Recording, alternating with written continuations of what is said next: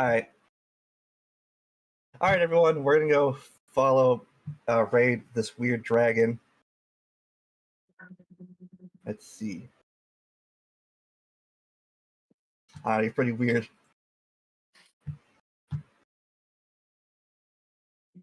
Alright. See y'all on the Joseph Streamy. Alright. I'll catch y'all later, nieces and nephews. Bye-bye. Bye.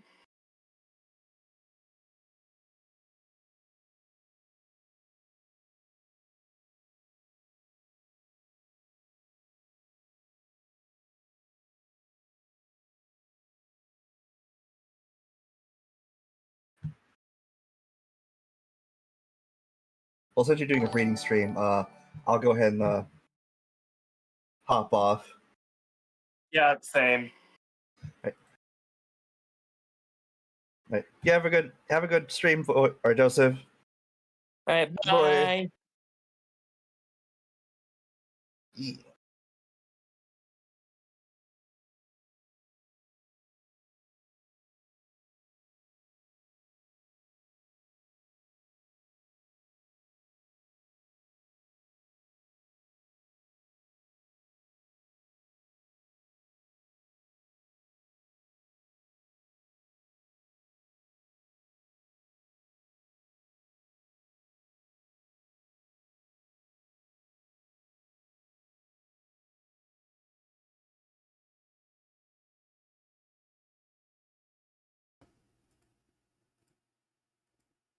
There we go. For some reason, after I updated the PC, Joseph, there's no sound. I fixed it. All my audio settings got swapped around. Also, hello, Nako. Tonight we're going to be continuing my reading of Star Trek: The Sorrows of Empires. For anyone who hasn't seen the first part, this is a novel taking place in the Mirror Universe after the events of the TOS episode Mirror Mirror, and will be ending around the time of Star Trek VI, The Undiscovered Country. Hello, Genosoul. Thank you for the raid, Fox. Where we left off here, we found Spock taking command of the ISS Enterprise after killing his version of Captain Kirk. We had him reconcile with his father, Ambassador Sarek of Vulcan. We had him go through a war against the M5 computer, blowing up a couple of Constitution-class starships in the process. Got promoted to Admiral, and managed to avoid Garth of Izar by vaporizing him and his consort with the Tantalus field.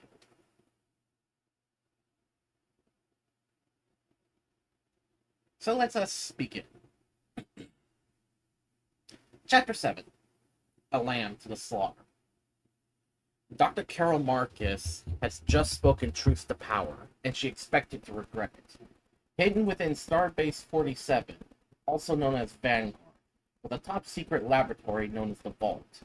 The high-security facility had been designed as a repository for secrets Starfleet had unearthed in the Taurus Reach. But to Marcus, it felt more like a prison. She and more than 24 of the Terran Empire's greatest scientific minds, military and civilian alike, had been shanghaied into service a few years earlier on board the enormous station, which was situated hundreds of light years from Earth in a hotly contested sector of space. Hold on a minute, just need to get some of these notifications.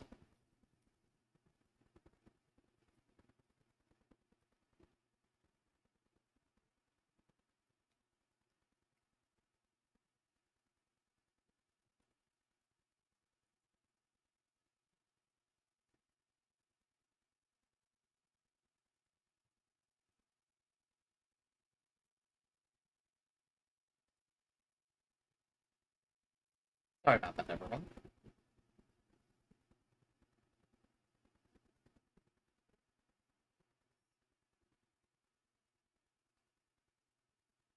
Their team members were the Empire's experts in a range of disciplines, but they shared one mission: unlock the secrets of the Shaddai, a precursor race that once had reigned supreme over a vast interstellar civilization in this region of the galaxy. The process had started with a string of alien genetic information that had come to be known as the Taurus metagenome. Later, Starfleet discovered a signal pulse they called the Shaddai Carrier Wave, and an energy wave known as the Genotype pattern. All these breakthroughs were related to artifacts known as conduits, which have been found on dozens of worlds across the sector. It was a tantalizing mystery. Carol Marcus was tired of it. She had decided enough was enough.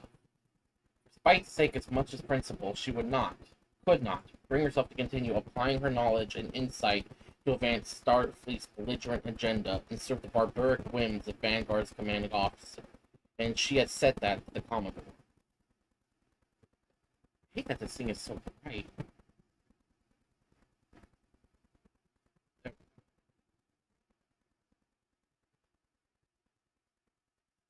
That, she suspected in hindsight, had probably been a mistake. The lab's secure inner door opened and Commodore Diego Red Reyes stormed in. His fists and jaw were clenched, and dark veins throbbed on his shorn head. The garish collection of awards and insignia decorating his tunic jangled as he stomped across the vault's open main compartment, and a long-barreled energy weapon bounced across his hip, or against his hip. He reached Marcus and bellowed, "Who the hell do you think you are?" She turned her head because looking at his right eye, a red lens, polished steel cybernetic replacement, unnerved her. Shut up for the knuckle. Also, a cybernetic replacement eye, Fox? Sounds like a certain space pirate we know. Before she could reply, Reyes continued his harangue. You think because you're the chief egghead down here that gives you the authority to refuse my orders? I thought you were a genius, Dr. Marcus. But if you can't tell the difference between an empty tile and real authority, you must be an idiot savant. Reyes looked past Marcus and saw the Vault's team of scientists trying to slink away. All of you, get back here, he snapped. The others did as he commanded. Turning back Marcus, Reyes jabbed his finger at her face. I'm a busy man, Doctor. I can't have you shutting down my research division when there's work to be done. The reason I halted, I don't care what your reason was, Reyes cut in. You should, Marcus said, her voice sharp and her gaze unyielding. You got us playing with fire, and we don't have enough safeguards. Recoiling as if in disbelief, Reyes said, That's what this is about? You shut down the most important classified laboratory in Starfleet because you're scared? It's bigger than that, Marcus said. The entity your people catched on Meridian 5 is too powerful to be contained inside that experimental chamber. We need to think about how to dispose of it before it gets out. Reyes stepped forward and backed Marcus against the circular transparent steel wall and encased the vault's central experiment chamber. Behind her swirled an ever-changing mass of dark vapors and fluids. Vanguard's prison, the Shaddai that calls itself the Wanderer. Dispose of it, echoed Reyes. Are you out of your goddamned mind, Doctor? That thing is the key to the Empire's future control of this sector, and maybe even the galaxy. We can use it to unlock every piece of Shaddai technology in the Taurus Reach, and bring the Klingons and Tholians to their knees. And you want to get rid of it? We have to, Marcus said. The longer we hold it, the higher the risk of its escape, and if it ever gets out of that chamber, it'll kill us all. The Commodore's smile was thin and humorless. Better be damn sure it never gets out. Wow, even for a Terran, this guy's fucked up. You're not listening. You're courting disaster keeping that thing here. Locking one beefy hand around Marcus's throat, Reyes replied. No, Doctor. You're the one courting disaster by not following my orders. He closed his grip just tightly enough to restrict Marcus's breathing, but not enough to stop it. You don't seem to appreciate the big picture here, so permit me to explain it to you. We're in an arms race with the Klingons, the Tholians, and the Romulans. I don't have the luxury of playing it safe or catering to the fears of weak-minded eggheads like you. The Empress gave me 3 things when she posted me here. A clearly defined mission, a deadline, and absolute authority in the Taurus Reach. Time is a factor, Doctor. I need results now, and I need you to deliver them. Struggling for air, Marcus remains defiant. I can't deliver anything if I'm dead, she said in the choked-off rasp. And neither can you. Reyes nodded. I see. You need more encouragement. I Figured you would. He released her throat, grabbed the lapel of her lab coat, and dragged her away from the experiment chamber to a nearby computer terminal. He jabbed at the console's keys and opened a channel. Reyes to Ops.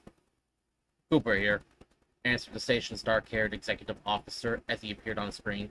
Go ahead, sir. Catch the feed from the brig to my screen, Commander. Aye, sir. The image on the screen wavered and shifted to reveal an agony booth in Vanguard's brig. Locked inside was Marcus's 8-year-old son, David. The tow-headed boy was screaming to be set free, his palms pressed plaintively against the torture device's transparent aluminum walls. Marcus felt her stomach churn with fear. She wanted to lunge at Reyes and shout curses at the top of her lungs, but she felt paralyzed, as if she were made out of stone and cemented to the floor. This is why you're going back to work, Reyes said. One word from me, and your son will experience more pain than anyone else in history. Jabbing his finger in Marcus's face, he added, one more word out of you, and that's how he's going to die. Well, that concludes Chapter 7. We just got introduced to new characters, and already I just want one of them shut down an airlock. Now, this section of the book actually references the actual Star Trek Vanguard novels with similar experimentations, but this is the Mirror Universe version. And looks like things aren't going so good. And poor Dr. Marcus, too. All this, and she gets wound up, forced into working for basically a John Silver ripoff like Ray is. Ugh. Quite a rough start, but we'll see how things go along.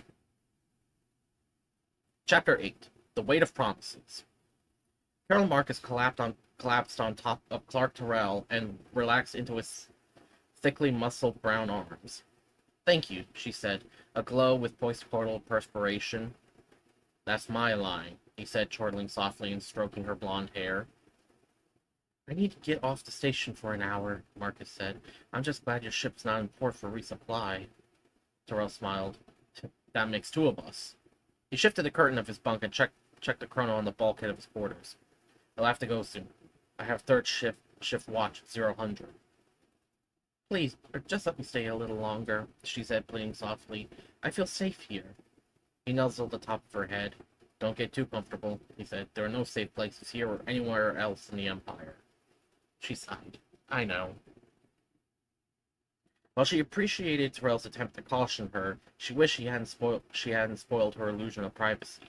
He was easygoing, a trait he shared with most of his 13 crewmates aboard the long-range Starfleet scout ship, ISS Sagittarius.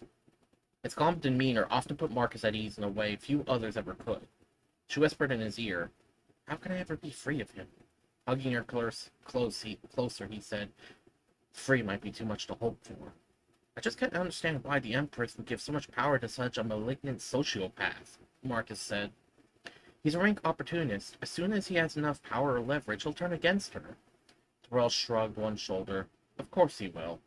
Then why give him the chance? Because he's what she needs out here, Terrell said. Hundreds of light years from home, with little or no backup. It takes someone like Reyes to stand with the Tholians and the Klingons at the same time. I don't like him any more than you do, but you have to admit he's uniquely suited to his mission. She shook her head. He's a monster. Maybe, but he's Empress Sato's monster, and as long as he doesn't sink his fangs into her, she'll let him do as he likes. No longer feeling safe or comforted, Marcus threw off the bedsheet and pulled aside the bunk's privacy curtain. What he likes, Clark, is threatening my son. Tears of rage welled in her eyes as she looked back at Terrell. As long as Reyes can hold David hostage, I can't risk defying him. If you ask me, you shouldn't have tried in the first place. Holding up his hands to ward off Marcus's rising tide of anger, he added, What I mean is, you shouldn't have tipped your hand so soon. If you want to face off against a man like Reyes, you need to do it from a position of strength. Find your advantage first, then make your stand. Too late now, Marcus said, pulling on her shirt, reaching down to pluck her trousers from the deck. she added. Have you seen that green goon who parades around the station with Reyes? What the hell's up with that? Rolling his eyes, Terrell replied, That's Gans, some kind of boss in a criminal syndicate from the Orion colonies. He pushed a hand over his head of close-cropped, wiry black hair as he continued. I wonder how long it'd take before someone like him started throwing his weight around. Why? What do you mean? He watched Marcus finish getting dressed while he spoke. A lot of missions Reyes sends us on these days involve scouting safe routes for shipping. Courses that use stellar phenomena to scramble sensors. That kind of thing. Once we plot safe paths, we usually notice Orion smugglers using them within a few weeks, and the crew of the Endeavor says they've been ordered to run interference for Orion merchantmen who wander too close to the Klingon border. Marcus was hardly able to believe what Terrell was telling her. Reyes is in league with the Orion pirates? Flummoxed, she ran her hand through her hair. That bastard's not just amassing power, he's lining his pockets. She turned towards Terrell. If he hoards enough wealth and recruits, enough Orion corsairs, he could set up Vanguard as his own personal fiefdom. I think that's the idea, Terrell said, nodding grimly. Unable to stop herself, Marcus began pacing inside Terrell's quarters. That's far from the Empire. With that kind of power, there's no telling what Reyes may be capable of. She kneeled beside Terrell's bunk. Promise me something. If I can, he says, taken aback. Promise if Reyes goes renegade, you'll get my son off the station and back to the Empire, no matter what happens to me. Dismayed, Terrell said, I can't promise that, Carol. Please, Clark, you're the only one I can trust. At least tell me you'll try. He pushed back the bedsheet and reached out for her hand as he sat up on the edge of the bunk. Look, let's just hope it doesn't come to that, okay? Marcus was having none of her lover's artful evasions. So you won't even try to help my son? Terrell sighed. I'm sorry, he said. Reyes is just too strong. The more power he grabs, the more the Admiralty pats him on the back for it. Giving her hand a gentle squeeze, he added, It's not that I don't want to help your boy. I do. I just don't know how much I can do against a man like Reyes. If he decides to secede, I'll be lucky to survive with my skin. She pulled her hand free of his grasp. I understand. Got out of bed, and as she walked to the door, which hushed open ahead of her, I promise I'll do what I can, he says. I just can't say what that'll be. Standing in the open doorway, Marcus looked back at her lover, who had the body of a boxer and the mind of a scientist. That's all any of us can say, she said, regretting the impossible position which she'd placed in. She stepped into the corridor and added guiltily as the door shut. Thank you, Clark. Oof. A little bit of extra time with Carol Marcus, and we kind of see the seemingly untenable position she's in.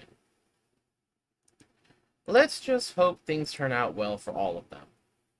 Oh, for anyone who's curious, Dr. Carol Marcus is the woman from the Star Trek films who is who's an ex of Captain James T. Kirk, and David Marcus is Captain Kirk's son. 2270, Chapter 9, A Discovered Attack. Welcome home, Enterprise. Stand by for final approach factor. I'll be right back.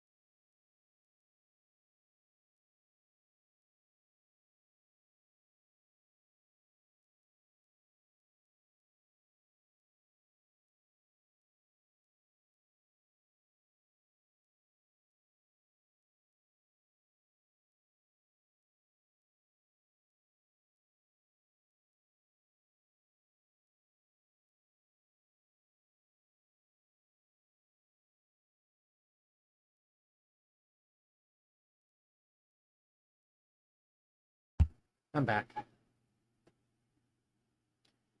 Admiral Spock watched the superstructure of the San Francisco orbital yards loom large ahead of his ship on the main viewer. A space dock control officer relayed flight path corrections to Enterprise's senior helm officer, Lieutenant DePaul.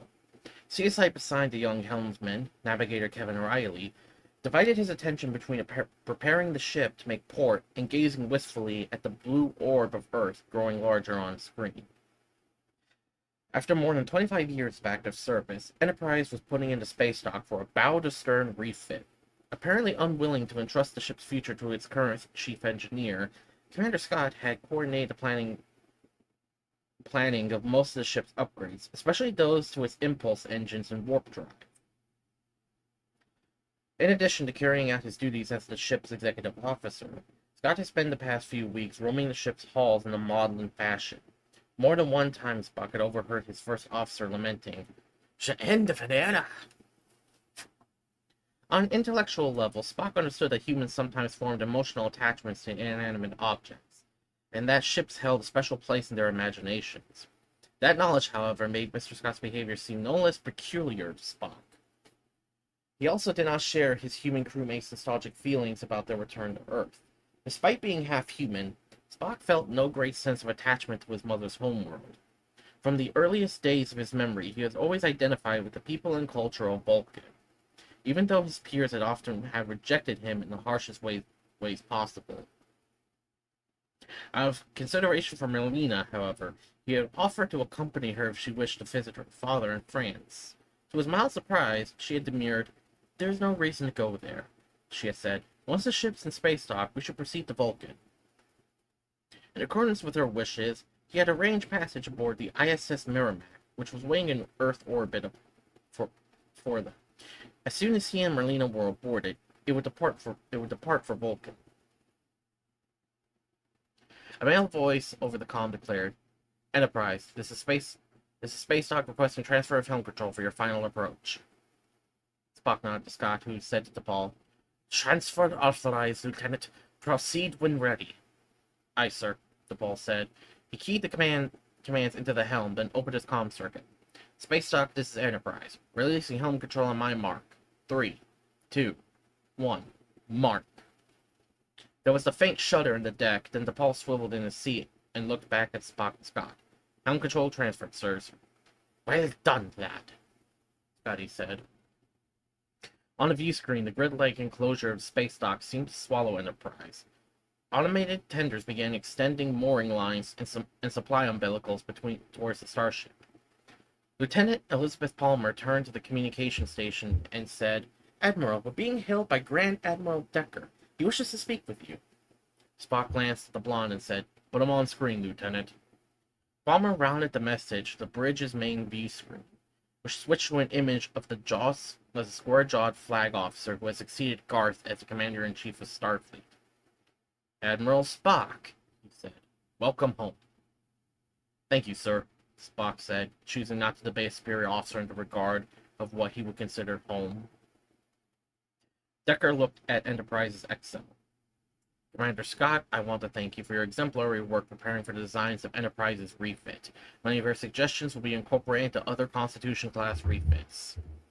"I'm pleased to hear it, Admiral. I'm looking forward to supervising the job and seeing it all finally come together." Grand Admiral's expression slackened. "Ah, yes. I'm sorry, Commander. I guess you hadn't heard yet. My son, Commander Will Decker, will be supervising Enterprise's refit as its new commanding officer." Scott's smile faded, but he masked his disappointment with a neutral expression.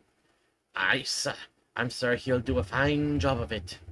"As am I, but I know he'd appreciate your help, Mr. Scott." Decker's statement had been phased as an idle observation, but Spock was certain Scotty understood it had actually been an order. "Aye, sir," Spock said. "It'd be my honor." "Excellent. Commander Decker and I will be aboard at 1400 hours. Admiral Spock, I trust my son will be greeted with all proper honors?" "Naturally," Spock said. "Command will be transferred by the book." "Very good. Carry on, gentlemen. Decker out." The screen blinked back to the image of space dock's metal frame embracing Enterprise on all sides. Scotty turned towards Spock. "Can you believe that? Decker just sends his son to take over my refit?" his face twisted into a desperate expression. "Can't you do something, Admiral?" Rising from his chair, Spock replied, "No, Mr. Scott, I cannot. I lack the authority to countermand an order from the Grand Admiral." Walking in a turbolift, he added, "Please arrange for an honor guard to meet Commander Decker in the main hangar bay at 1400, and make all necessary preparations for a formal transfer of command at that time." "Aye, sir," Scott replied as Spock entered the lift. "Until then, Mr. Scott, you have the con." Doors shut. Spock grasped the control lever and said to the computer, "Deck 3." The decks hummed past as the lift descended. Though his demeanor was stoic, Spock's thoughts were troubled. Because the Grand Admiral has assigned his son to supervise the refit, Spock thought it likely Matt Decker meant to reward his scion with permanent command of the Enterprise when the refit was complete in a year's time. Either way, once Willard Decker took command of the ship, he would have the run of it. Nothing and no one would be able to move on or off the vessel without his knowledge and consent. If the Tantalus field device is still on board once Decker has command, Spock realized it would be impossible to keep it hidden from him. The turbolift stopped, the doors opened, and Spock stepped out, walking down the corridor to his quarters. He noted the time on the bulkhead chrono. Decker was scheduled to arrive in approximately 1 hour and 11 minutes. Spock had that long to smuggle the Tantalus field off the Enterprise. Interesting. So this is around time at the end of the original series, and usually around the start of the TOS movies, where the Enterprise is refit. Although instead of the first film where they were dealing with V'ger, this one is going to be about Spock smuggling the Tantalus field and basically trying to figure out how to evade his opposition.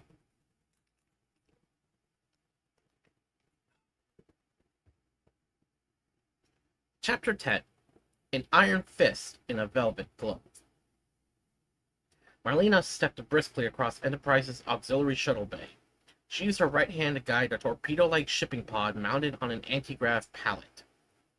The pod was loaded with her and Spock's personal effects from their quarters, as well as one vital piece of precious cargo, the Tantalus field device. Though the bay was normally abuzz with busy personnel, today it was mostly deserted. Most of Enterprise's crew had been mustered in dress uniforms to the main hangar deck to greet Grand Admiral Decker and his son to witness the formal transfer of command ceremony. Marlena's absence from the event was very likely to be noticed, but that could not be helped. There was no one else she and Spock could trust to see the mysterious weapon safely off the ship. As she neared the waiting shuttlecraft, Flosswitz, the shuttle control officer, stepped into her path and held up his hand. "Halt, ma'am." "Get out of my way, Gibbs," Marlena said without breaking her stride. She beckoned a nearby cargo chief. "You, come help me load this pod." Gibbs backpedaled a few steps before he planted his hands on the shipping pod and forced Marlena to stop. "You can't load this pod until it's been inspected. In case you're unaware, Lieutenant, I outrank you, and I'm ordering you to remove your hands from Admiral Spock's property and let me pass." "I can't do that, ma'am. I'm under orders to make visual inspections of all incoming and outgoing cargo." Edging closer to the man, Marlena asks, "Whose orders?" "Commander Decker's," said Gibbs.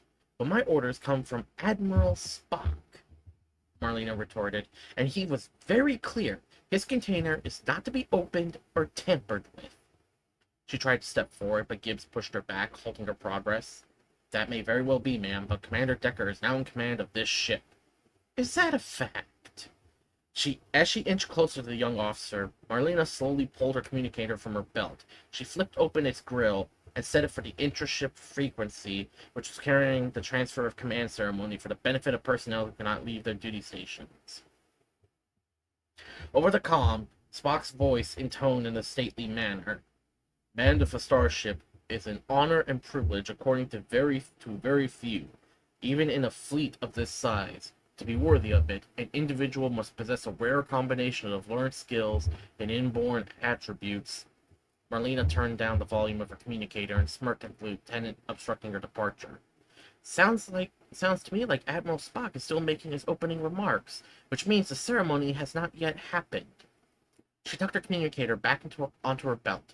Spock is still in command, and therefore his orders stand, and Commander Decker's orders are not yet valid. Gibbs seemed to be thinking that over as the cargo chief stepped up behind him and waited to see how the situation would play out. Then Gibbs's jaw stiffened with resolve. That may be, ma'am, but He froze as Marlena poked the tip of her dagger into a soft spot under his chin. Choose your next words carefully, Mr. Gibbs, she said, because if you try to open that pod, you'll end up inside of it.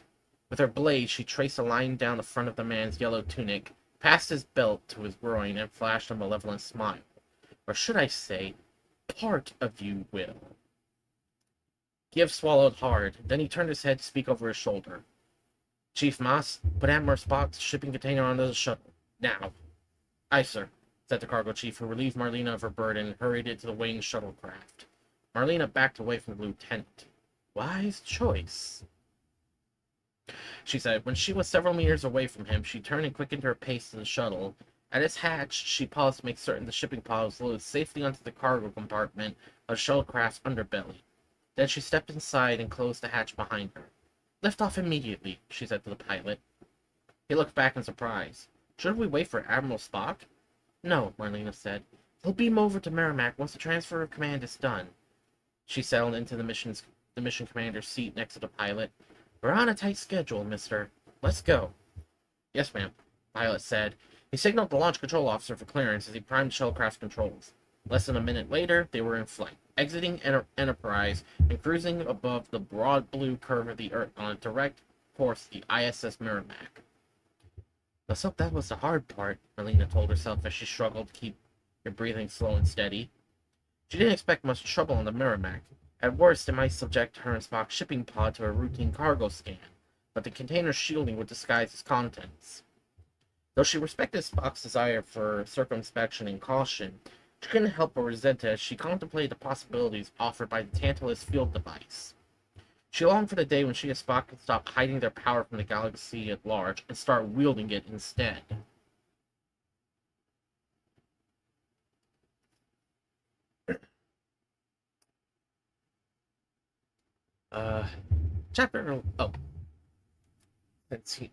I forgot the start of this. Let me give a shout out to Fox, since he's the one who rated. There we go. I wonder if there's any kind of clip that will play from that.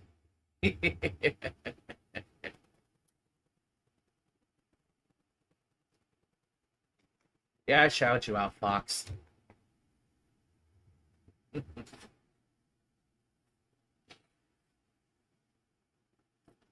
Chapter 11. The Shape of the Future. Sarek and Amanda's home in Shikar was packed with dignitaries from the upper strata of Vulcan society. Spock had begun to weary of the routine of introductions by the time his father led him to the room's most distinguished guest. Governor Tomak, he said, allow me to present my son, Admiral Spock. The governor of Vulcan lifted his hands and his fingers spread in traditional V-shaped salutation. Greetings, Admiral. Spock returned his gesture. It is an honor, Governor. Nodding at Marlena, he added, this is Marlena Moreau of Earth, she who is my wife. Tomak bowed his head a few degrees in Marlena's direction, but said nothing. Marlena emulated the governor's silent courtesy. From Sarek's side, Amanda subtly nodded in approval to Marlena. I've heard much about your exploits in Starfleet, Tomak said to Spock. I should hope to hear more of them directly from you, if your schedule permits. How long will you and your wife be on Vulcan? Indefinitely, Spock said. The Enterprise has begun a year-long refit. The governor asked, has Starfleet no other billet for you? I do not desire one other than command of the Enterprise, Spock said. A curious preference, Tomak said. One might expect an admiral to aspire to greater responsibilities. At Starfleet command, perhaps. Spock did not let his face betray his irritation at the governor's insinuation of sloth. In my experience, billets within Starfleet command tend to be more political than purposeful. As I do not wish to engage in politics, I find my skills better suited to the command of a battle group. The governor raised his eyebrows as if to convey his sudden comprehension of Spock's position. I see. So you will have more than one ship under your command when you return to service. That is the current plan, Spock said. Narrowing his eyes, Tomak said, what of the news that Grand Admiral Decker's son had been tapped to succeed you as captain of the Enterprise? Amanda answered quickly. Such reports are premature. When the Enterprise is ready to return to service, my son will be its commanding officer.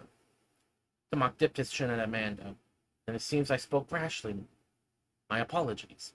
Noting Amanda's nodded reply, the governor said to Spock, if you will excuse me, Admiral, I have matters of state to which I must attend. Of course, Spock said. Good night, Governor. Good night. Dismissed with proper courtesy, Tomak slipped away into the crowd of VIPs, leaving Spock, Sarek, and their wives by a window that looked out upon Vulcan's capital city, sparkling like a jewel in the desert night. Sarek spoke with a confident tone of voice. My wife, was it necessary for you to embarrass the governor? Uncowed by Sarek's mild rebuke, Amanda replied, I won't have him or anyone else say my son's command has been usurped by a whelp like Willard Decker. With fierce determination, she said to Spock, I assure you, when Enterprise is ready, she'll be yours to command. Most kind, Spock said. A ringing of chimes turned the guest's attention to the end of the room, farthest from Spock and his family.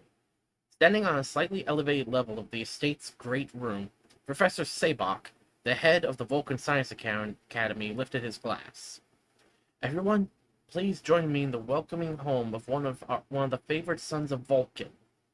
21 years ago, he declined an offer of admission to our academy, electing instead to pursue a career in Starfleet.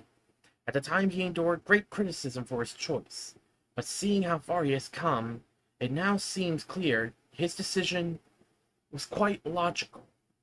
Raising his glass higher, he added, To Spock! The Spock, repeated the crowd, and then everyone sipped their drinks. Forced Sabak to blend back into the throng, Amanda had worked her way across the room to thank him personally. Sarek, who lacked his wife's skill in navigating through dense crowds, joined her a few moments later. Marlena leaned closer to Spock and said Sotovos. I don't know how that's pronounced. I know your father is a famous diplomat, so why does your mother seem like the real power broker? My mother hails from a powerful and wealthy family on Earth, Spock explained, one with deep ties to the Sato dynasty. Much of her influence stems from her father's role in the development of weapons defense technologies for the Terran Empire. Eyeing both of Spock's parents intently, Marlena asked, if your mother's that well connected, why isn't Sarek governor of Vulcan by now? Spock lifted one eyebrow. My father was a contender for the office, he said. However, that was before my rise to the Admiralty. My success has earned me the enmity of the Empress, whose wrath, unfortunately, has landed primarily upon my father. That's beyond unfair, Molina said. It's downright irrational. Such is the nature of human politics. Well, ain't that the fucking truth? Marlena nodded and sipped her drink. Sarek returned, emerging from the crowd with empty hands clasped before him. He motioned with a tilt of his head for Spock to step aside with him. Cloistered in an alcove near the corner, Sarek asked Spock in a hushed tone, My son, do you have any scheduled commitments tomorrow? None that I am aware of. Good. Please make time for a short journey out of the city at dawn. May I ask where we are going, and for what purpose? Mount Saleya, Sarek said. There's someone I want you to meet. Sarek and Spock arrived on Mount Saleya as it was bathed in the first amber rays of dawn. Climbing the last of the temple's 1,000 rough-hewn steps, Spock studied their surroundings. Thick stone walls and high balustrades hinted at the temple's martial past as one of the greatest fortresses of Vulcan antiquity. A trio of robed figures emerged from the temple and drew back their hoods as they approached Spock and Sarek. Their leader looked to be middle-aged, with a long nose and sharply unswept eyebrows. The men behind him were younger, One was gaunt, the other burly. Ambassador Sarek, said the elder at the front of the group. Thank you for coming. Our thanks is also to you, Admiral Spock. He gestured at the temple. Please, come in. As father and son followed their three escorts inside, Sarek said, It was no trouble, Tolik. We hope to be of service. The Vulcan elder guided Sarek and Spock through the high wall corridors of the temple. They stopped at a large, secluded, circular courtyard paved with concentric rings around a meditation pool filled with dark water. Kneeling beside the pool, with her back turned, was an adolescent Vulcan girl with long hair. Tolik whispered something to his two adepts, who stole away into the temple's shadowy interior. Turning back to Sarek, he said, I leave you now. He glanced at the girl. Her life rests in your hands. Then he slipped away, following his adepts into the temple's subterranean passages. Sarek folded his hands into the spacious sleeves of his robe and focused his placid gaze upon the girl. He whispered, She is the one I wish you to meet. Spock noted small details about the teen. Her clothes were frayed and her hair was unkempt. She seemed ill at ease and anxious despite her tranquil surroundings. Her mind is troubled, Spock said. Yes, sir. She is a brilliant child, according to all the standard tests and metrics, but she has great difficulty in controlling her emotions. In particular, she often succumbs to her feelings of rage. Her lack of discipline tarnishes her record of academic achievement. Unless she learns to master her emotions, she will not be able to function in Vulcan society, and perhaps not anywhere else.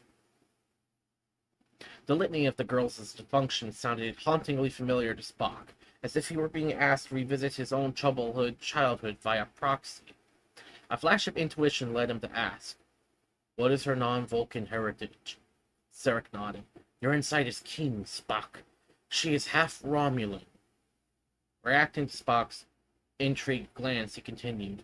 Her father was a Romulan spy who infiltrated our society decades ago. Last month he was exposed and taken into custody. His voice took on an extra note of gravity as he added. He died during questioning by a pair of Andorian interrogators. The girl knows her father was dead, but not why he was taken or who he was, or what she is. She will need to be told someday, Spock said. Perhaps, but not today. Spock faced his father. Why do you wish me to meet her? She needs a mentor.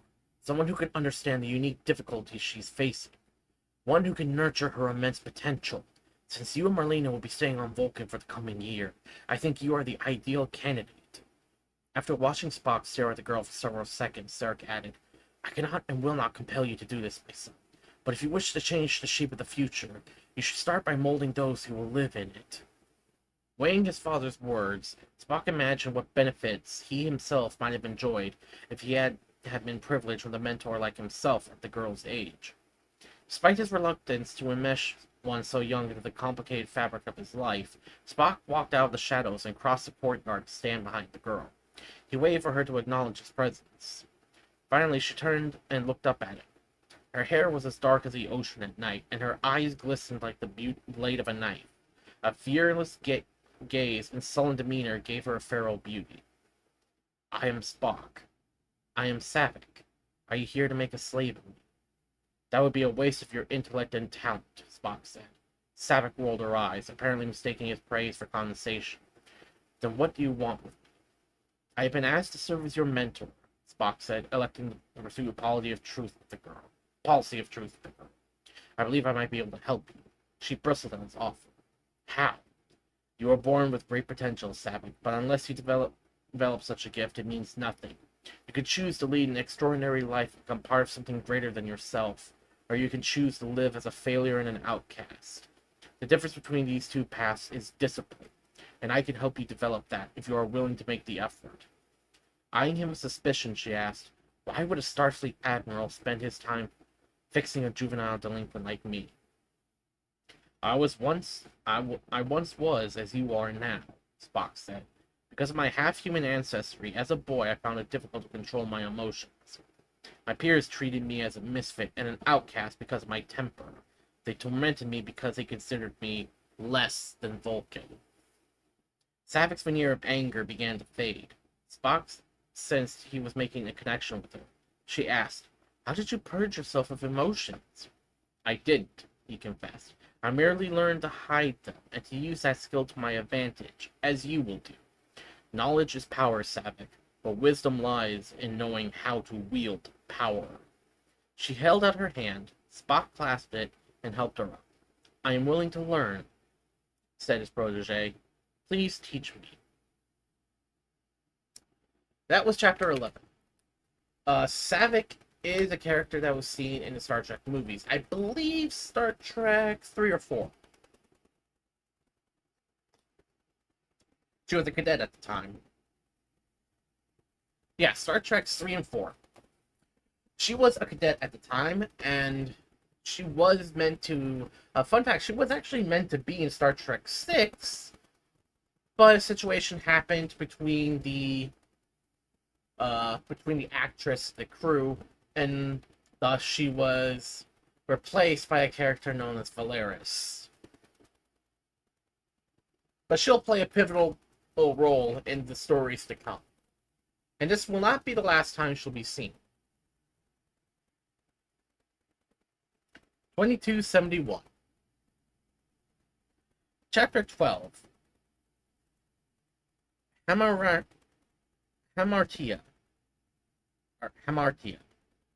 However that's pronounced. Marlena waited in the hatchway of the shuttlecraft Surak while Spock says farewell to Savik. In the years since he had taken the girl under his wing, she had matured a great deal. The first time Spock had brought the team to their residence to Shakar, Marlena was struck by the wild intensity of Savik's stare.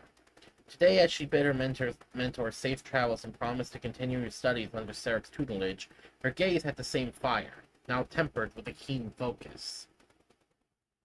Savik lifted her hand in the Vulcan salute, and Spock did the same. They exchanged whispered valedictions, and then Savik turned and walked away to stand with Sarek and Amanda and watch the shuttle's departure. She joined Marlena inside the shuttle, and they settled into their seats.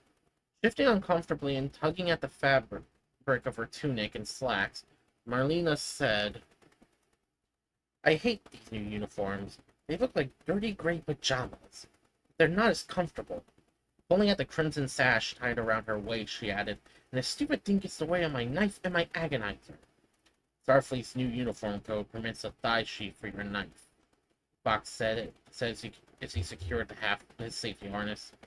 "As for access to your agonizer, that will not be an issue once we're aboard the Enterprise." "Why not?" "Because I intend to ban their use on all vessels under my command." That was news to Marlena. "And how do you think Starfleet Command will feel about you countermanding a general order?" "You will see," Spock said. "Can you get us better uniforms while you're at it? I will convey your request to the Admiralty." She let out a derisive cough and rolled her eyes. "So in other words, no." A tall Vulcan woman wearing a Starfleet uniform stepped inside the shuttle and sealed the hatch and sat down across the aisle from Spock.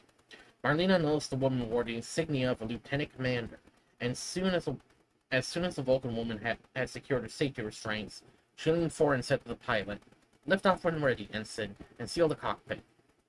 The pilot acknowledged the woman's orders and closed the door between the cockpit and the passenger cabin. The shuttle's thrusters engaged, and within moments the craft was airborne on its way out of Vulcan's atmosphere. Marlena admired the receding view of Shakar until she heard the Vulcan woman say, "Good morning, Admiral.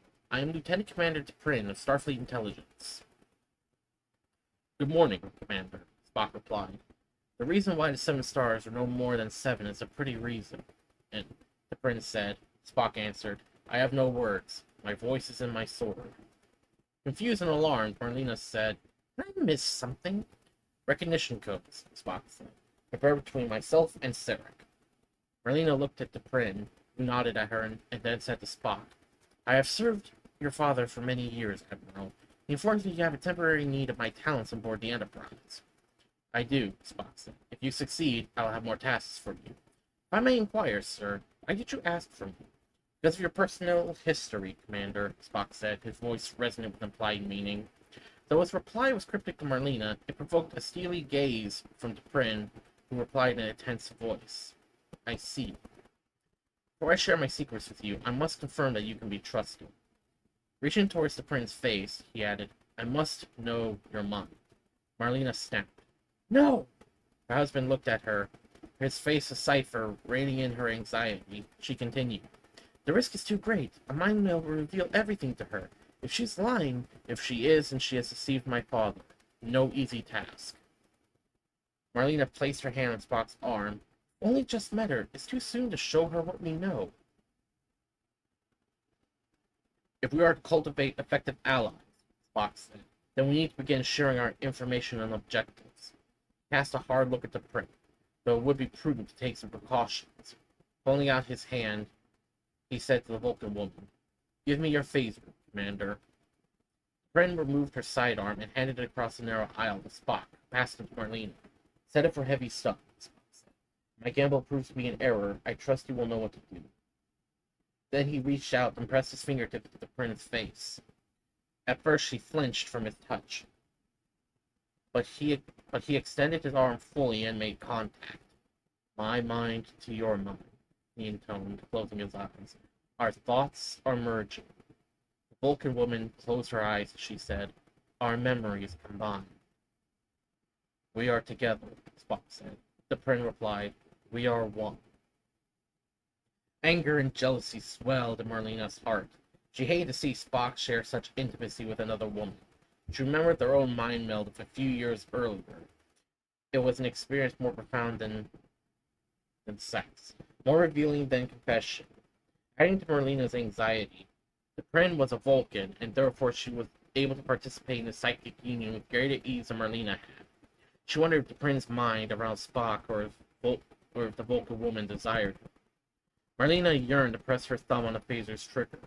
Give me a reason, she thought, her fury simmering as she watched the Prin's face for the slightest hint of pleasure. Swoon or bite your lip like a whore. I dare you.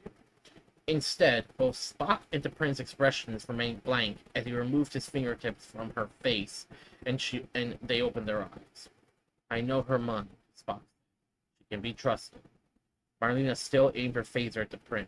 Are you sure? Spock took the phaser gently from Marlena's hand. I am certain.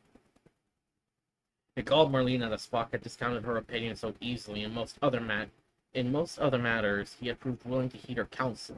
So why had he resisted her advice regarding the Prin?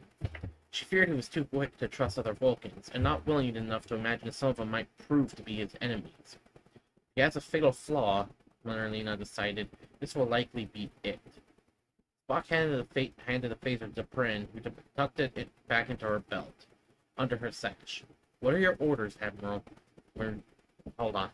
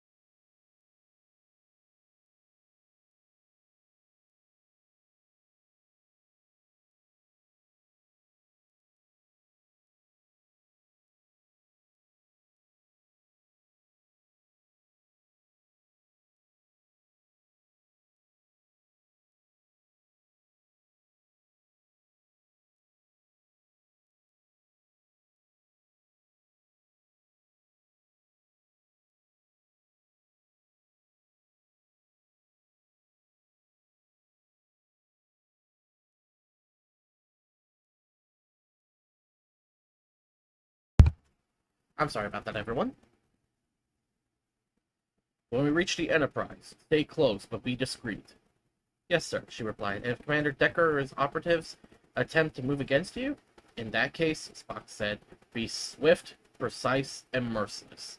With the perfect calm of a trained killer, the Prim replied, understood. So far, this story is developing pretty well. Already we have Spock making moves to expand his power base. And he is right on one thing. If he is going to attain more power during his rise to the Admiralty. He's going to need to cultivate allies.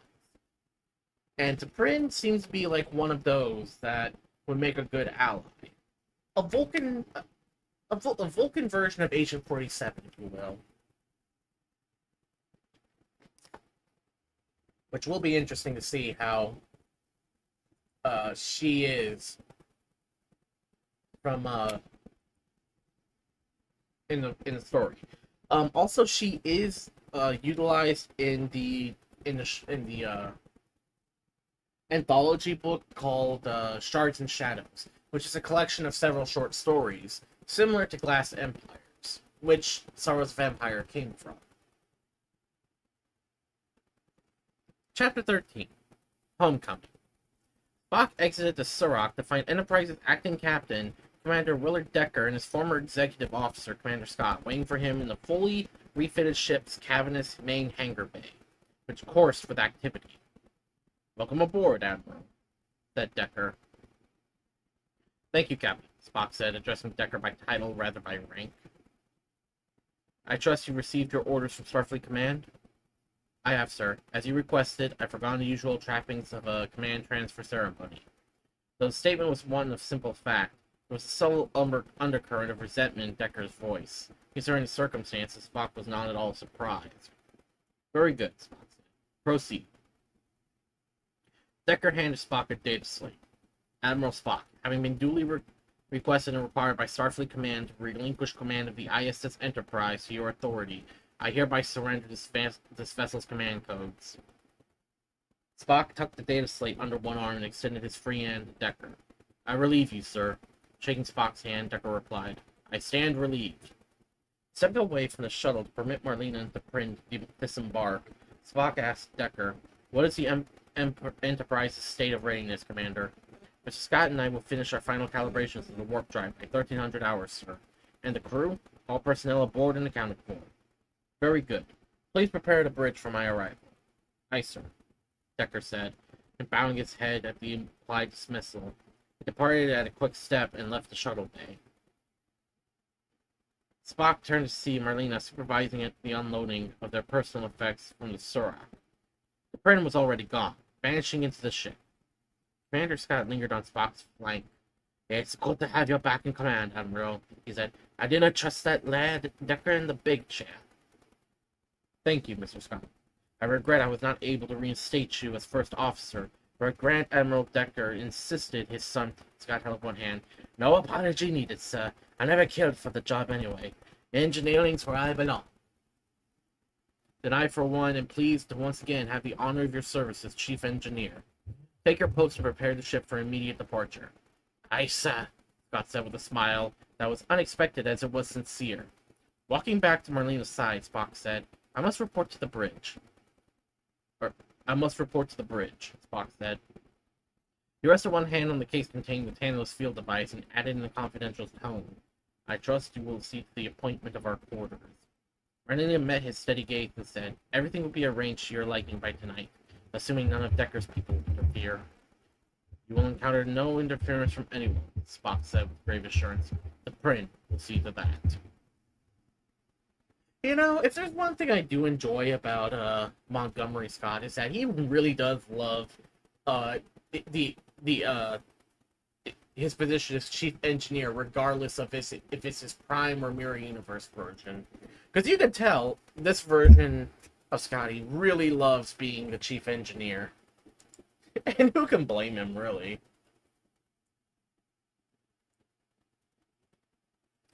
Chapter 14. A Shadow on the Sun.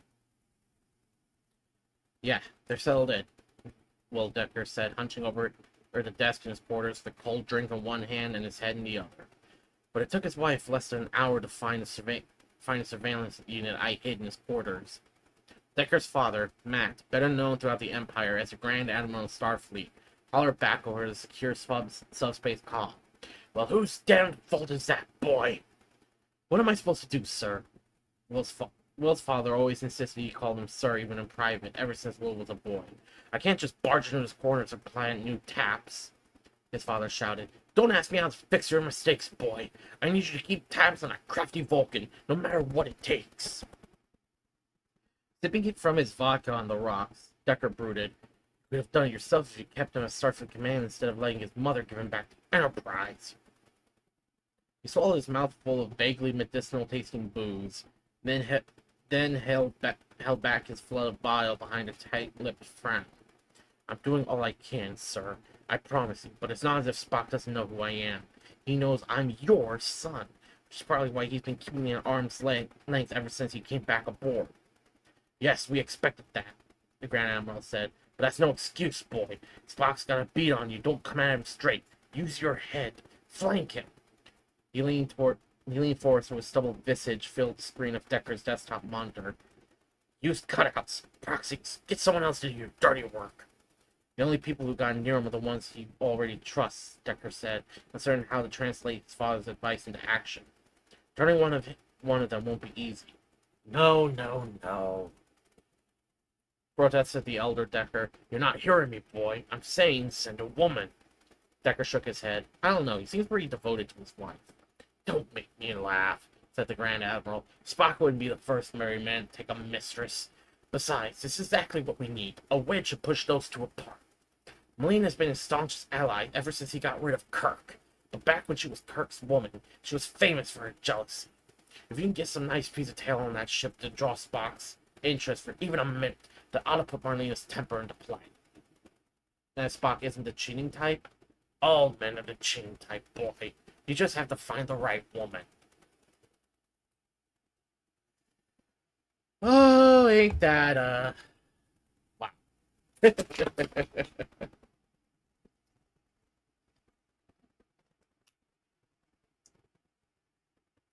Apparently, no one has told Admiral or Grand Admiral Decker that Vulcans are not the kind to do something like that. That is illogical. They're pretty faithful companions. Let's see how well that works out for them. 2272, Chapter 15, Creatures of the Chase. It had taken 2 failed attempts and several months to arrange, but Will Decker was certain he had at last hit upon a foolproof plan to insinuate a mistress into the life of the otherwise unimpeachable Admiral Spock. Unfortunate fates had befallen the first 2 trio of would-be Jezebels. Janice Rand and Carolyn Palmas, a pair of buxom blondes who had insisted on offering themselves to Spock as a duo, thinking it would double their seductive appeal, had vanished without a trace shortly after their carefully arranged clandestine rendezvous with the Vulcan. Marla MacGyvers, a sultry and intellectual redhead, had fared slightly better, finding herself transferred without explanation to the ISS Hornet the morning after her failed bid of seduction. Decker felt no remorse for what had happened to the 3 women, but he blamed himself for not thinking through the matters for taking action. It was stupid of me to think that just because he has a human wife, he must be partial to human women. He chastised himself. A married man never wants more of what he already has. He wants something different. Something new. With that in mind, deciding who to send next had been easy. All he had to do was relax and wait for word of his new operative's success. He stretched out on the bed in his quarters and watched a video of a soccer match reported in the previous day on Deneva. Earth's all-star team led Deneva's team at the half, 2-1, just as Decker had expected. The Colony team still hadn't learned how to avoid the offside penalty while playing offense. Idiots, he mused, grateful that Deneva's ineptitude would likely net him a tidy sum when the Earth team covered the point spread on his bet. The buzz of the door signal tore his attention from the game. Perfect timing as always. He thought with irritation as he got up. Barefoot and in his nightclothes, he padded out of the sleeping alcove across his quarters to the locked door. He activated the intercom. Who is it? A woman with an exotic accent replied over the comm. Elia. He unlocked the door, its side open, revealing his lover, a lithe Deltan woman. Like most members of her species, she was completely bald, and gifted with intensely powerful pheromones that made her nigh irresistible. She all but fell through the door, collapsing into his arms. Ilea, Decker said, pulling her inside his quarters. Did he hurt you? Only my feelings, she said. Looking up at Decker, she cracked a salacious smile. But you would never do that, would you, my love? Decker held her at arm's length, but he felt his resolve crumbling before the assault of her pheromones. Ilea, what are you doing here? You're supposed to be with Admiral Spock on a wreck deck. He sent me away, she said, affecting an exaggerated pout. You've got to be kidding me, Decker said. He let go and walked to his sleeping nook. She followed him with a love-sick devotion. Turning to face her, he pointed and said, Tell me everything that has happened. Everything. Ilea's breasts were quick and heavy, as if she had been exerting herself. I met him where you told me to. I am not going to describe most of what she's doing because, well, it's a better safe than sorry. Let's see. He came alone like we hoped. I set the exercise pod to private mode. I showed him how delightfully charming I can be. She added. He put his hands on my cheek, and then he complimented my beauty and said my pheromones were very potent, even for a Deltan in her prime. Then he said goodnight and left me alone in the pod. Beholding the breathtaking siren standing before him in her undergarments, Decker marveled at Spock's willpower. He just walked away from you? Yes, Ilea said, wrapping her arms around his neck and draping herself on him like a fashion accessory. I failed you. Please forgive me. He wanted to be furious with Ilea, but his mind was a Morris of primal hungers. His breaths were short and heavy, and he felt hyper-aware of Ilea's body heat. Even her breath was alluring, as if it were scented with a hint of cinnamon.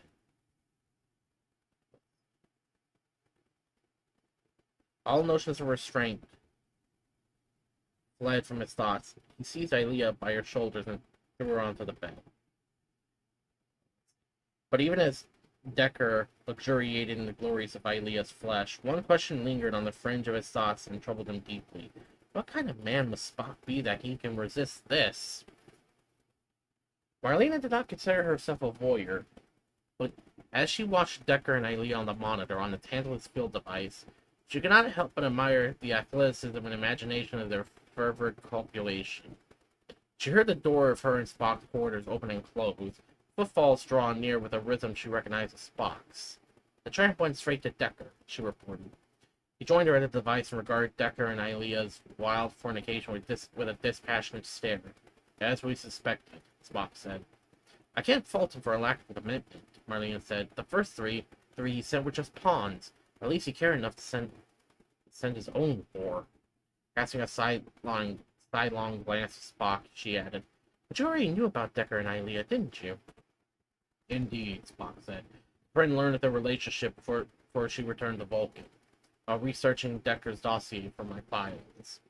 On the Tantalus field device's screen, a moment of precarious acrobatics by the limber Delta woman raised Marlena's brow in surprise. Feeling a bit intimidated by Ilea's erotic powers, she asked her husband, and how exactly were you able to resist her seduction pheromones? The pheromones of Deltans and Orions have little effect on most Vulcans, Spock said, if it were common knowledge. She wasn't sure whether Spock was just telling his truth, but in the interest of quelling her own jealousy, Marlena chose to believe his explanation. Good to know, she said, nodding at the screen. I guess Mr. Decker's not so lucky. Apparently not.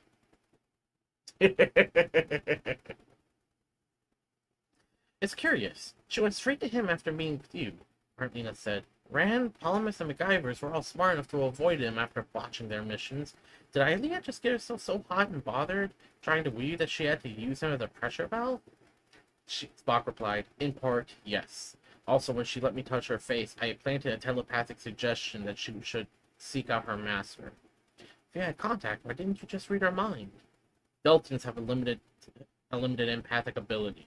It is not strong enough to warrant their extermination by the Empire, but it makes them receptive to all forms of psionic contact. However, had I invaded her sight deeply enough to read her thoughts, she would have been as privy to my mind as I was to hers. Looking at the monitor again, Marlena winced at Decker and Ilea's latest activity. I've seen enough, she said, reaching towards the device's trigger. Spock reached out and stayed her hand. No, he said, not yet. What are we waiting for? Asked Marlena. We have proof he sent Ilea, which means he's spying on you, probably on behalf of his father. Arching a single eyebrow, Spock said, "True, but we already suspected that to be the case. By permitting him to act, we have lured him into exposing his allies on the ship, enabling us to eliminate them and to isolate them. Is it your will that he should live?" "For now," Spock said. "We can use this device to observe him and learn what secret reports he makes, and to whom. As long as he does not suspect he is being observed, there is no reason for us to tip our hand." Marlena fixed her icy glare on Ilea's image. "And her? I trust you will act with discretion," Spock said, stepping away and leaving the Deltan woman's life in his wife's hands. Decker stirred from a troubled slumber shortly after 0500. He rolled over and reached for Ilea. She wasn't there. He opened his eyes. The other side of his bed was empty. It wasn't like Ilea not to stay the night. He wondered if perhaps she harbored some seed of resentment towards him for foisting her on Spock, and in retaliation had slipped away while he slept. "You're being paranoid," he told himself. "She's probably in the main room on the other side of the partition." Pushing back the bed sheets, he called out, "Ilea?" There was no response. Treading lightly in bare feet, he moved through his quarters looking for Ilea. She wasn't in the main room, dining nook, or lavatory. "I guess she really did leave," he concluded with disappointment. He stood at his comm panel and opened a channel to Ilea's quarters. "Ilea, it's Will. Are you there?" Several seconds passed with no reply. He initiated a direct transmission to Ilea's communicator. "Commander Decker to Lieutenant Ilea. Please respond." His hail was met with dead silence. He signaled the bridge. "Decker to Lieutenant Commander Riley." "Riley here," said Enterprise's recently promoted second officer, who had the con during the night watch. "I need to fix a Lieutenant Ilea's communicator on the double." "Aye, sir. Hang on while we find her." The wait was brief, but it still took a toll on Decker's nerves. Over the open channel, he heard muffled voices the bridge crew were. Then Riley was back on the con, sounding apologetic. "Sorry, sir. We've come up empty. Maybe her communicator malfunctioned." Decker closed the channel. A malfunction? He didn't believe that. He knew Enterprise's history and Spock's reputation too well to accept such a transparent excuse. It took him less than a minute to get dressed. Fighting suppressed his rising feelings of dread. So Decker sprinted from his quarters to Ilea's, pausing only for a handful of seconds he spent in a turbolift. When he arrived at the door to Ilea's quarters, it was unlocked. He charged inside without signaling. All of Ilea's possessions were exactly as she left them. Her quarters were tight, comfortably furnished, and tastefully decorated. Her closets were crowded with her civilian clothes. A carved wooden box containing her favorite jewelry sat in its place on the table beside her made bed. Decker didn't know what he expected to find. Evidence of foul play? Signs of struggle? Ilea's broken body? Instead, nothing appeared to be amiss, and that was what sent a chill down his spine. Just like so many of Spock's enemies before her, Ilea had simply vanished. For the first time since he had set foot on the Enterprise, Willard Decker felt very much alone. And for the first time since moving out of his father's house to attend Starfleet Academy, he was afraid. Oof. Wow, that's, not gonna lie, that's really rough. For those who are unaware, Ilea and Willard Decker are characters that are seen in Star Trek The Motion Picture, where Decker was meant to be the captain of the Enterprise before Kirk took control, and Ilea is basically his lover, who had a bit of a falling out beforehand. During the events of the movie, Ilea wound up being possessed. Before, towards the end of the movie, the both vanished to tend to V'ger, and they were both labeled missing in action. Now here, it seems like they were working for Grand Admiral Decker to try and take down Spock, but geez, that's kind of messed up. And I skipped a lot of Ilea's actions and some of the dialogue because yeah, I'm trying to keep this TOS. Fox, if you're listening, if there's anything to describe Ilea, Modeus. Enough said. 2273. Chapter 16. Body and Soul. Saavik willed herself not to blink as a Starfleet Academy drill instructor yelled in her face. "Identify yourself, pleb!" Savick, she said, holding out a data card containing her orders to report for submarine indoctrination. Wrong, barked the DI. When you address a superior, you will phrase your answers in the form of sir sandwiches. Sir, yes, sir. Is that clear? Give me 20 push-ups.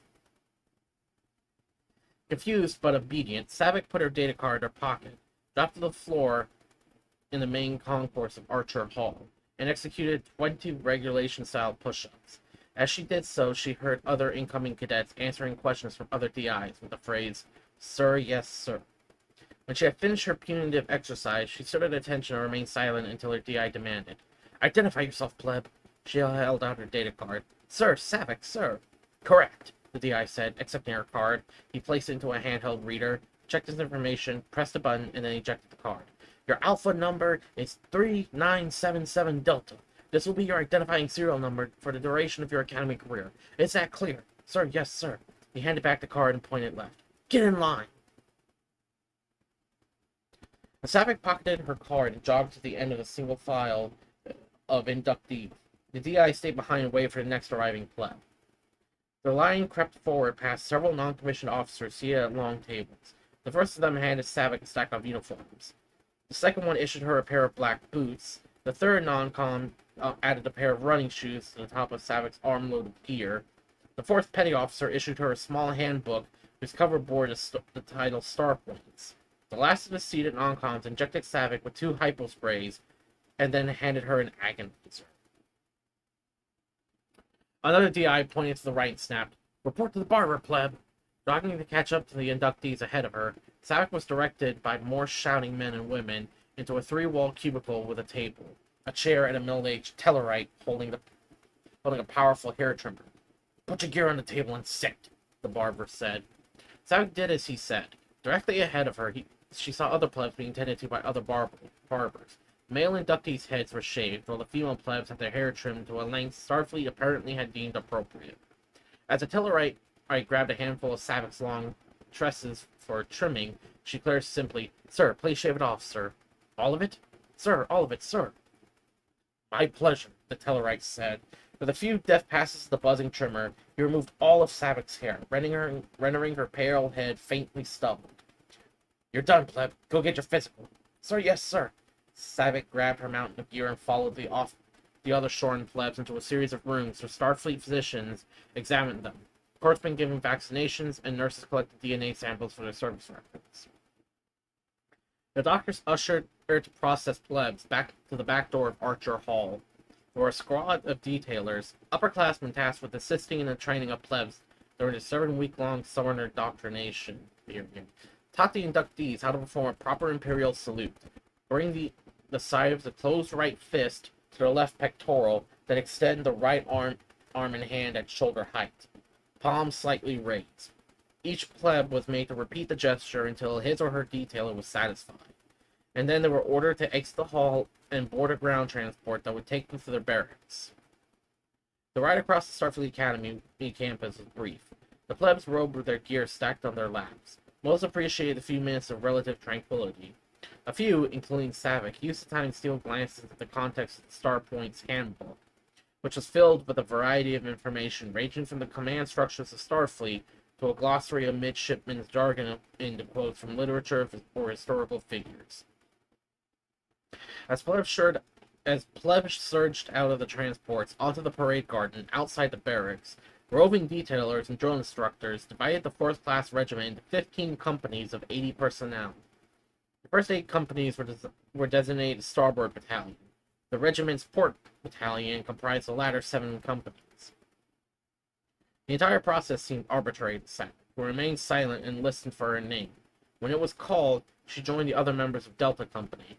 After all 80 members of the company had assembled in formation, they had led a quick march inside the residence hall. Indoors, the company was subdivided into 2 platoons of 40 plebs. Each platoon was further broken down to 4 squads of 10 personnel. At 1745 hours, they were assigned racks and lockers and given 15 minutes to stow their gear, change into their dress uniforms, and return to the parade green and muster in company formation. There was no time to think or ask questions. There was barely enough time to follow orders. Scrambling to keep up with the other plebs, Savick donned her dress white uniform and raced back outside with Delta Company and the rest of Class of 77 to stand information under a clear, late June sky.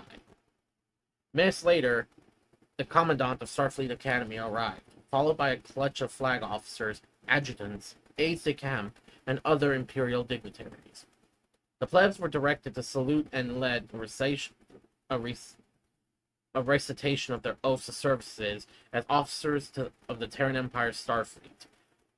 Savick's was only one of 1,200 voices reciting the oath, but she enunciated with perfect clarity, as if Admiral Spock was standing beside her, auditing her every word.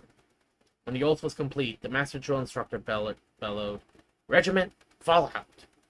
The detailers and drill instructors herded the plebs off the parade green at a quick step and led them back to the barracks.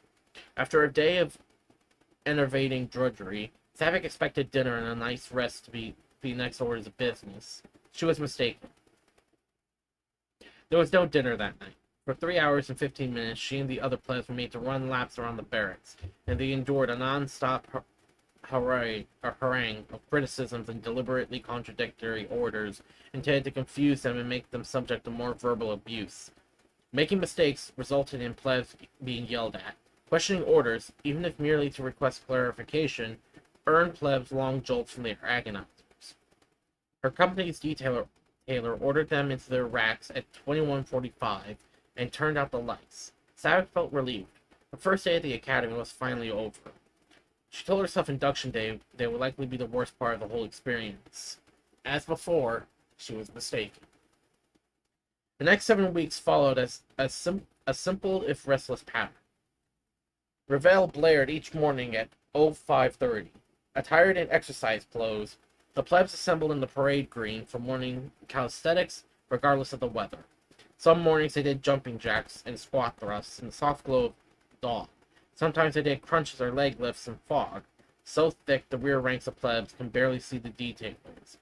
On other days, they did push-ups on muddy ground and braved torrential downpours during formation runs, which progressively increased the distance as the summer wore on.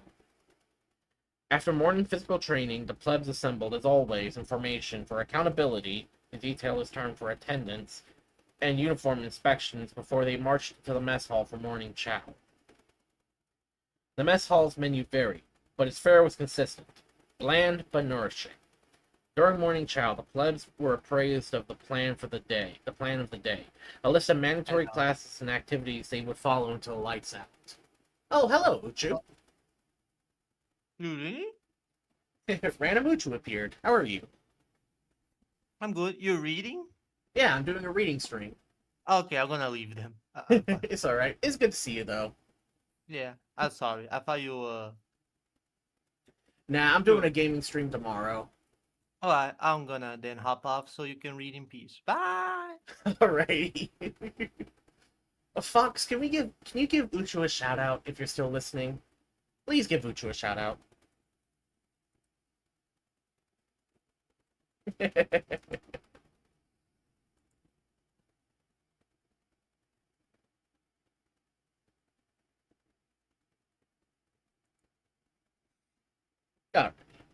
A typical morning involved classroom instructions on any of a number of topics, including warfare and tactics, military regulations, Starfleet's rank structure, and chain of command and leadership. After morning classes, the plebs returned to their barracks to don their dress uniforms for noon formation. At 1200 each day, the plebs stood in company ranks for accountability and uniform inspection before being permitted to march inside the mess hall for noon chow. Savick noted that tourists have been observed in noon formation, and almost all of them seemed to mistake it for something special. Afternoons were a time for physical education and practical instructions. Some days were devoted to small arms proficiency and martial arts. At least 2 days each week, the plebs ran an obstacle course. Strength and endurance training included team sports as well as swimming, weight training, and rock climbing. 2 more days each week were spent on such basic skills such as squad combat tactics, shipboard damage control, firefighting, vacuum survival, and free-fall training. However, the plebs' most hated exercise was by far close quarter drill, which involves marching in tight formation while performing regimentally synchronized precision choreography with heavy antique rifles. I'm guessing that those... Oh, it's fine, Uchu. It's fine. And I'm assuming that those heavy antique rifles are probably Springfields. Springfields or Garrons. Each dusk brought a third formation on the parade green, followed by an inspection and a march inside the mess hall for evening chow. When chow was over, the plebs endured more classes, more physical trials, and the cleaning of their barracks, uniforms, or cells. They found no relief until the final 30 minutes of each day, where they were each allowed to write one letter home. Because Savick saw little point in recounting the tedium of her days when Ambassador Sarek or Admiral Spock, she utilized the last hour of each day, nearly every other free moment she could steal, reading and memorizing the contents of her Starpoint's handbook. The articles encompassed a wide range of information Starfleet had decided was important for officers to know. The classes and specifications of its active starships, small spacecraft, and combat equipment, its principal basis of operation. A summary of Starfleet phonetic alphabet, which was based on Earth's old international standard, and a wide range of inspirational quotes for detailers that were intended to help shape plebs' philosophical outlook as officers and encourage esprit de corps. That body of knowledge was known at the Academy as the rates. Plebs were expected to memorize the rates, be able to recite any of them by rote at any time during their training. The detailers enforced this requirement constantly and mercilessly, drilling their plebs while they were running in the morning, eating, crawling under sharp-edged protrusions on the obstacle course, and even while they were showering or using the head. Answering incorrectly or failing to answer would draw swift punishment, depending on the detail's personality and mood. The pleb might find himself tasked with 100 push-ups, or writhing in excruciating pain from a prolonged jolt by agonizer. Yeesh, that's fucked up. The purpose of this is to teach you to concentrate in times of stress, the detailers explained, but Savick was certain some of them inflicted harsher punishments simply because they enjoyed doing so. Despite her Vulcan mental conditioning, Savick felt overwhelmed at times. The constant physical exertion, coupled with the overload of classroom work and the steady stream of verbal abuse, made each day bleed into the next. Weeks slipped away, and she felt lost in the time's unyielding current. Then the 7th and final week of pleb's summer came to an end, and Savick anticipated the formal start of her first year as a Starfleet Academy, a cadet. With the grueling indoctrination period over, she believed the worst of her days as a pleb were finally behind her. Once again, she was wrong.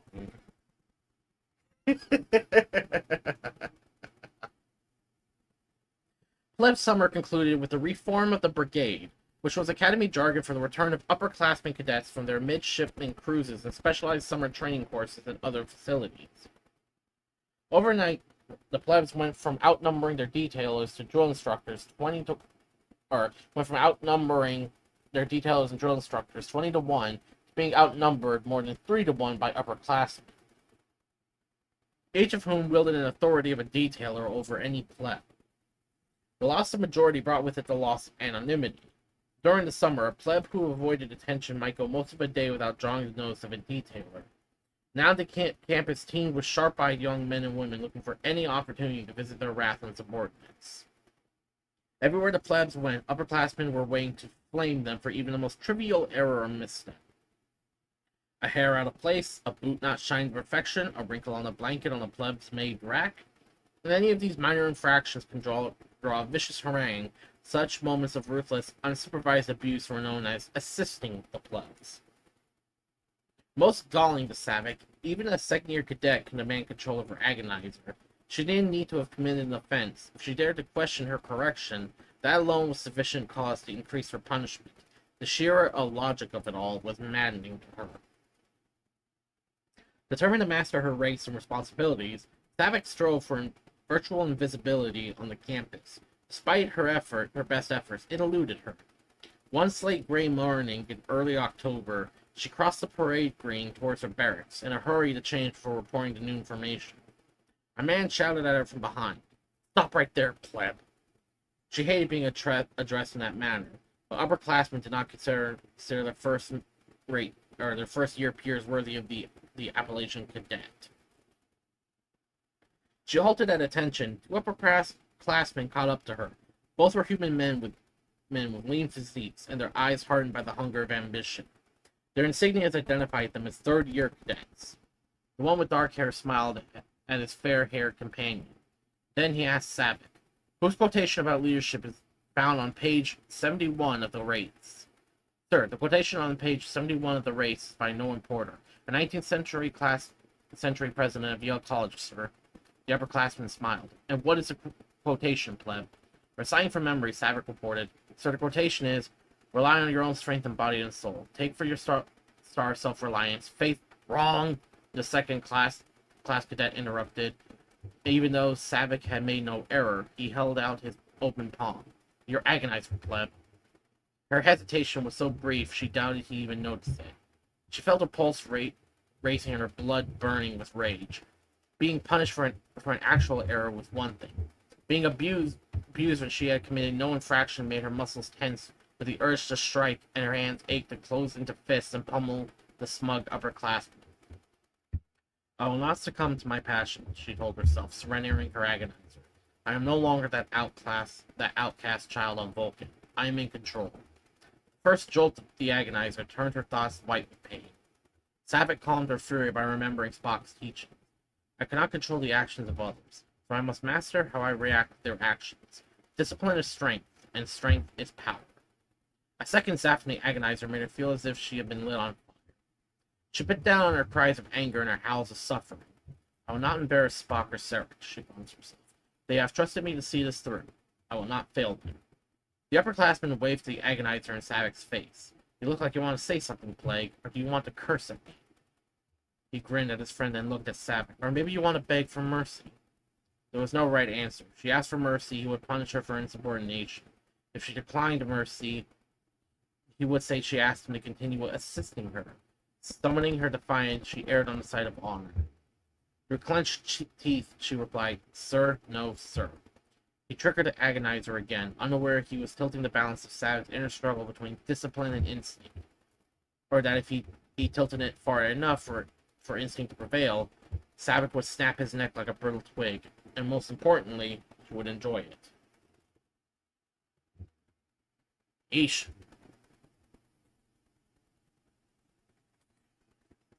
So we do have at least a little bit of insight of how the Imperial Starfleet trains their cadets.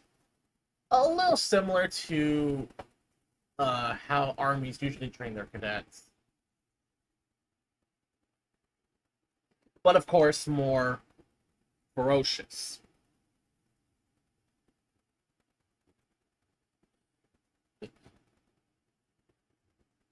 Very aggressive when you consider the fact that the Terran Empire is not just based on the Federation Starfleet's way of handling things, but it's also based upon the Roman Empire.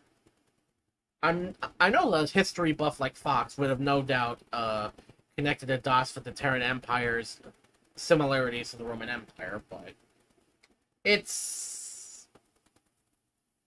there's a stark difference between being in the Imperial Starfleet and being in the Federation Starfleet. At least there's no such thing as an agonizer in the Federation universe. I can't imagine a device like that. That is torture. 2274. Chapter 17. A Secret Called Freedom. Carol Marcus leaned through the doorway of her 13-year-old son's bedroom as she announced, David, time for dinner. She got only the end of a snap quick movement as David hid something behind him while answering. Okay, Mom, be there in a second. Knowing the proclivities of boys David's age, Marcus' gut reaction was suspicion. She stepped further inside his room and dotted at him. What are you hiding, young man? He held up a data slate and answered in a nonchalant tone. Nothing, just homework. His attempt at casual diversion was betrayed by his furtive glances in every direction except towards his mother. She stepped beside the bed. She planted one hand on her hip and extended the other. Let me see it. He froze, locked in a fearful yet defiant stare. Hardening her tone, Marcus added, David Samuel Marcus, hand me that data slate this instant. Damn the full name. David's face twisted into a frown as he grudgingly surrendered the electronic tablet. Marcus plucked it from her son's hand, scowled at him, and braced herself to see what grotesque entertainment the boy had found. Pursuing the hyperlink contents loaded onto the device, she was both relieved and terrified. David had acquired a substantial collection of unabridged texts by censored anti-authoritarian philosophers. It included tracts by Immanuel Kant and John Stuart Mill, essays by Thomas Paine, stories by Ayn Rand and George Orwell, poetic reflections on individualism by N.E. Pert, meditations on revolutions by Zacharias Manuel de la Rocha, and transcripts of suppressed speeches by Franklin Delano Roosevelt, Dr. Martin Luther King Jr., and Mahatma Gandhi. Mere possessions of such materials might be sufficient grounds for her precious son to be tortured to death or publicly executed as an example of others. Slack-jawed, Marcus stared at her son. "What are you doing with this?" Affecting a sheepish cringe, David said, "Reading. Where did you get it?" she demanded. He shrugged. "It's not hard to find, you just have to look." "Well, you shouldn't be looking for things like this," she said, masking her fear with anger. "This is a Starfleet starbase. They monitor transmissions on and off the station. If they detect you downloading something like this, they won't," he said, rolling his eyes. "I know how to use the cryptor." "Don't think you're so clever," she admonished him. "Commodore Reyes is no fool, and neither are the people who serve him." Lifting the slate, she asked, "How many times have you downloaded this sort of thing?" "Just the once," David said. "It was compressed and encrypted to look like something else. I was careful." "I'll bet. When did you get this file?" "About a week ago." Marcus considered the facts. If the incoming file had been recognized by a station's comm filters, it likely would have been blocked automatically. Since no one had come to question David about it, it was possible he had evaded a terrible fate thanks to the virtual camouflage provided by Vanguard's sheer volume of data traffic. Still, there was no point in taking chances. She began keying in her security code on a data slate. David asked, "What are you doing?" "Delaying this before anyone comes looking for it." "Stop! Don't!" His voice was pitched with such desperation it stayed Marcus's hand. When she met his pleading gaze, he continued, "You always say information has to be protected. Well, what about this information? Isn't it valuable? Aren't you always telling me we need to find ways to question authority? Well, what's the point if we let him tell us what questions we can ask?" She was stunted into silence by her son's tirade. He had always been a very bright student, years ahead of his peers. A few months earlier, he had exhausted the station's secondary education resources, forcing Marcus to enroll him in a long-distance learning program from the Mars Institute of Science, augmented by an independent study curriculum she administered. Now barely a teenager, he was already presuming to teach his mother to respect their own lessons. Looking again at the tablet's contents, she was struck by what a tragedy would be to expunge a copy of such hard-to-find knowledge. She could only imagine how many people at risk incarceration, injury, or death to preserve copies of these forbidden texts down through the centuries. Does she or anyone else really have the right to erase such a hard-won record of history? Tapping on the slate's interface with its stylus, she said, "I'm not deleting it. I am improving its encryption with the one we use in the vault. From now on, the only people on the station who will be able to unlock this tablet are me and Commodore Reyes. And if we're lucky, he'll never know that this exists." He's still wearing a hangdog expression, David asked. "Are you taking it away?" "That depends on what you mean," she said. "Are you going to let me keep reading it?" She arched one eyebrow at the boy as she finished locking the file. "You'll see it again," she said. She pointed at the stylus in the corners of the ceiling. "But only after I've had a chance to add a few more safety precautions in here to make sure no one's eavesdropping on us. After that, I think we'll call this supplemental reading for the independent study portion of your education." Her decision drew a smile from the brilliant teen, but Marcus quelled her son's jubilation with a stern admonition. Don't say a word about this outside these quarters," she said. "No matter how exciting you think the stuff is, you can't go around talking about it. Not to anyone, no matter how much you think they might agree with it. People aren't always what they seem, David. Remember that." "I will," he said, mirroring her serious manner. "I promise." "Good," she said, hoping he really understood and wasn't just humoring her. "Because not everyone will be as sympathetic as I am." Well, I'm sure Fox liked that little detail about the fact that she didn't delete pieces of history.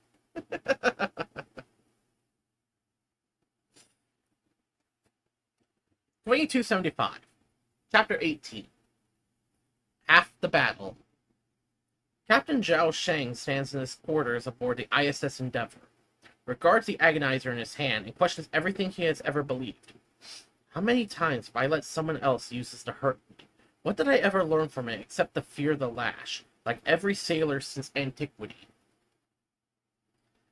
He has paid close attention to the news of Admiral Spock's accomplishments and reforms, from brokering peace between Alis and Troyes to abolishing the use of agonizers on the Enterprise. The Vulcan iconoclast has challenged Starfleet time and again, and each time has emerged stronger for it.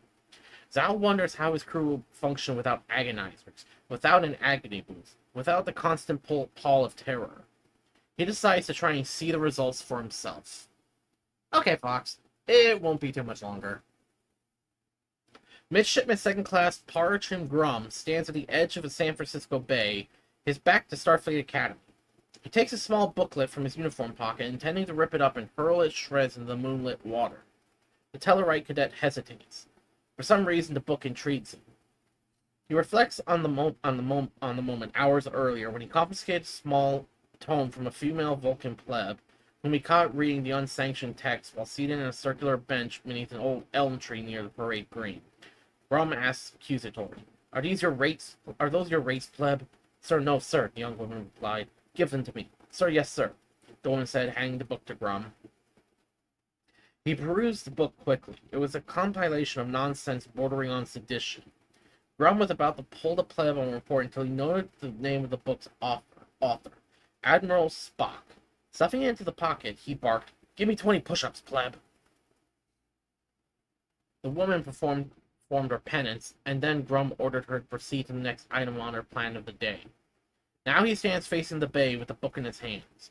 Something in his words called out to him. He opens to a random page and reads what it says. Each page compels him to read the next one.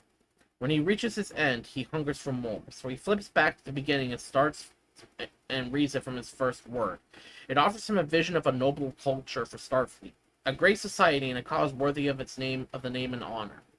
Grum returns to his barracks and hides the book in his locker. Lieutenant John Harriman sags like an abandoned marionette on the agonizer as the agonizer booth is powered down. His tormentors open the cylindrical chamber's front panel, and he collapses to the deck at their feet. The Andorian and Tellarite laughed at him as he coughs up blood.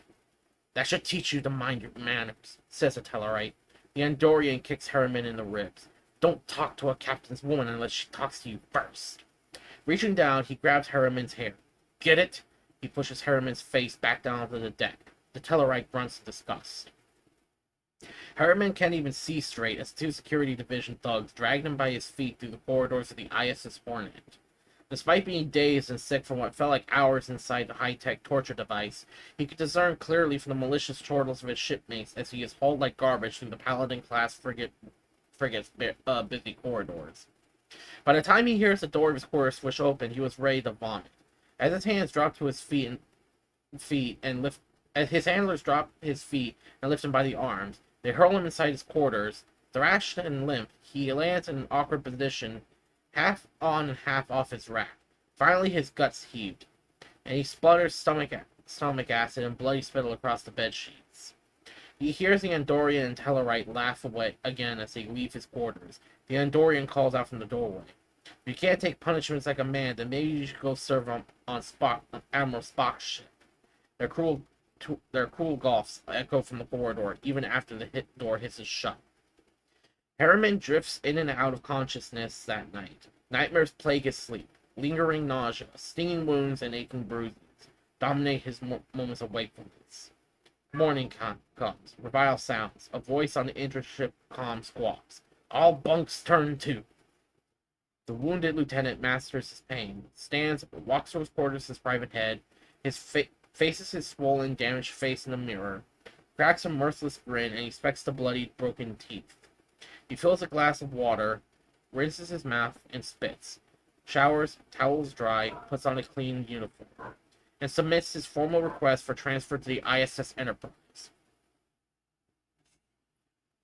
Captain Stephen Cornfield of the ISS Bismarck has a choice to make: open fire or open hailing frequencies. Starfleet regulations regarding first contacts in deep space are clear. Capture the alien vessel, subdue its crew, and remand prisoners to the chief medical officer for vivisection and analysis. Then file a full after-action report to Starfleet Command. But Cornfield had read Admiral Spock's treatise on benign first contact. The Vulcan ideas make sense to him. They fly in the face of general orders for more than a century of military protocol. But Cornfield thinks Spock might be onto something. If it works, it might change Starfleet's rules of engagement forever. His bridge crew waits for his order. Hands are poised above consoles, ready to sound red alert, raise shields, and lock phasers. The peculiar-looking vessel on the main viewer drifts closer. "They're in firing range, Captain," says the helmsman. Cornfield narrows his eyes and thinks. He swivels in his chair and asks the science officer, "Has the alien vessel raised shields or charged weapons?" "Negative, sir," replies the young woman at the sensor display. The captain makes his choice. Ensign Thale, open hailing frequencies. Commander Hiromi Takashawada of the ISS Constellation hides in a corner of the ship's gymnasium, hoping the pounding rhythm of her furious, heavy bag-boxing workout will muffle her uncontrollable sobs of rage. She is a line officer, a combat veteran, executive officer of Starfleet's flagship, the second in command to Grand Admiral Matthew Decker. "I deserve better than this," she tells herself. Decker is a martinet, the kind of commanding officer who equates volume with leadership and abuse with discipline. Every day, he verbally flays her in the presence of her subordinates and undermines her ability to function as the ship's executive officer. Some days, he hits her. Those are the good days.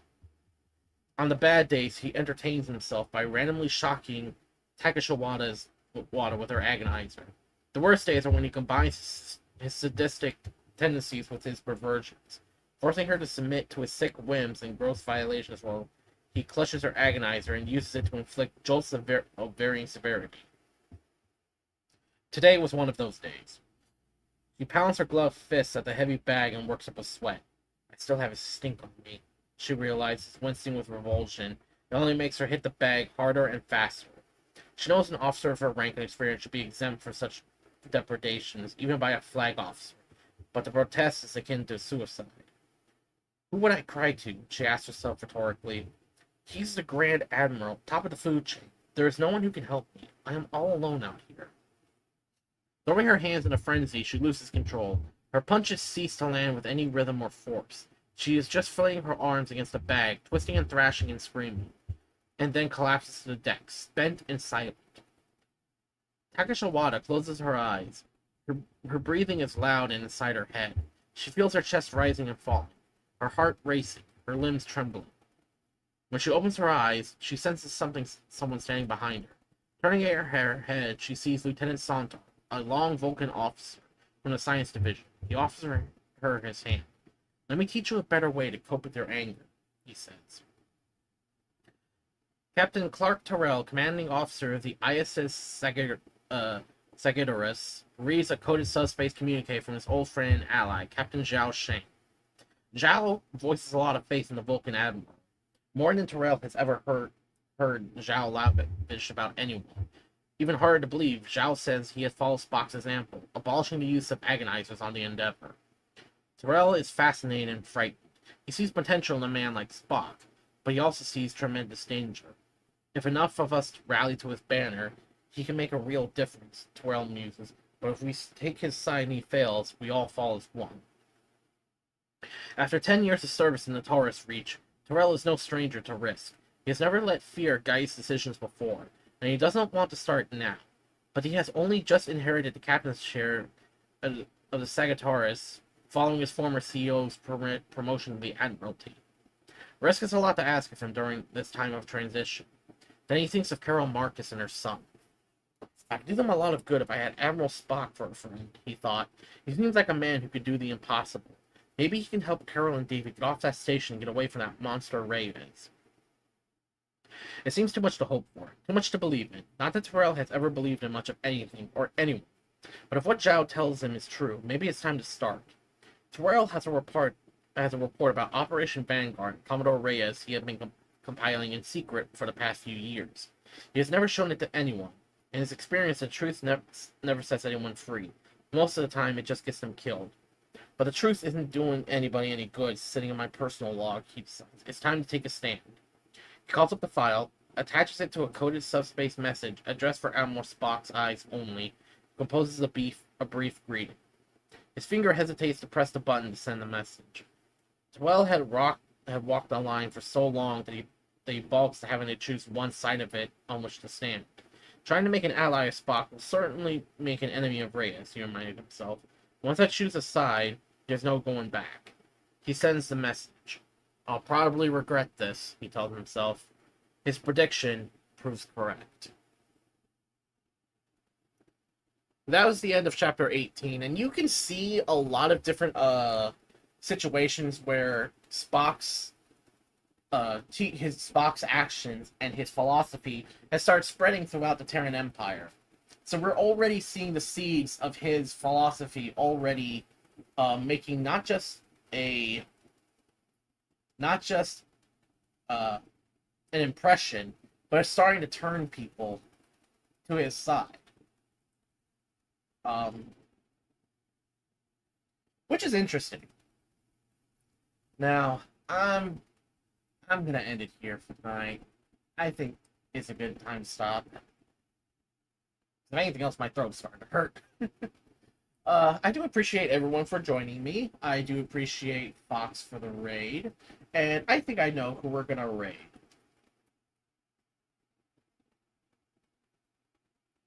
If I can even type today. We're gonna raid my good friend Petra. So tomorrow I am going to stream Fallout 4. Until next time, everyone, I